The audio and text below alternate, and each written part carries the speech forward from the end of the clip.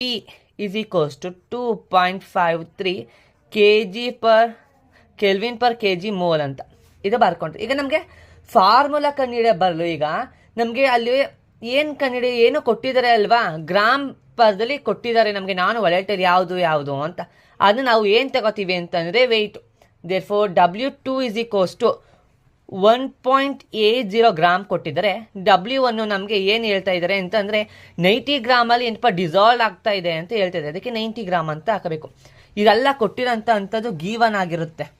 ಆಯಿತಾ, ಇದು ಗೀವನ್ ಆಯಿತು. ಈಗ ಇದಕ್ಕೆ ಫಾರ್ಮುಲಾ ಏನಪ್ಪ,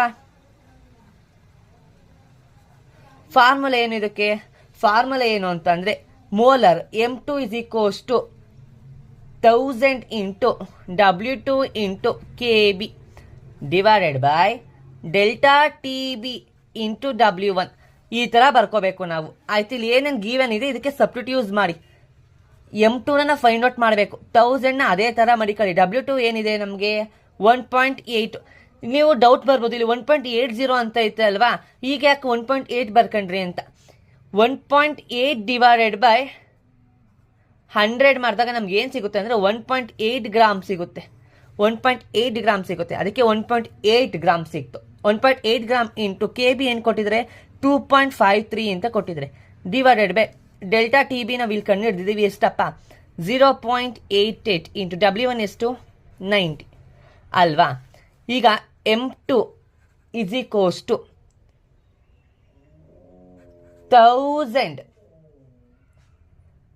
into 1.8 into 2.53 divided by 0.88 into 90. ಇದು ಬಂದಿರೋಂಥದ್ದು. ಈಗ ಕ್ಯಾಲ್ಸಿ ತಗೊಂಡು ನಾವು ಯಾವ್ಯಾವ್ದು ಕ್ಯಾನ್ಸಲ್ ಮಾಡ್ಬೋದು ಅಂತ ನೋಡೋಣ. ಆಯಿತಾ, ಈ ಕಡೆ ಬರೀತೀನಿ ನಾನು. ಈಗ M2 is equals to ನಾನು ಇಷ್ಟನ್ನು ಮಲ್ಟಿಪ್ಲೈ ಮಾಡಿದಾಗ ಏನು ಸಿಗುತ್ತೆ ಅಂತ ಅಂದ್ಬಿಟ್ಟು ನೋಡ್ತಾ ಇದ್ದೀನಿ.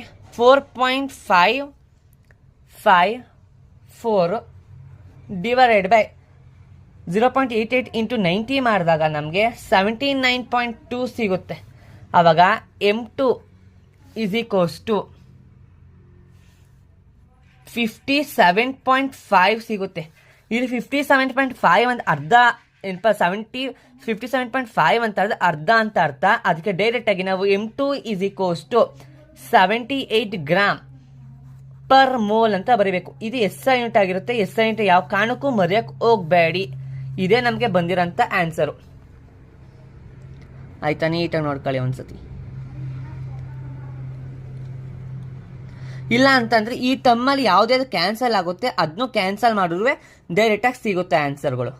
First simplify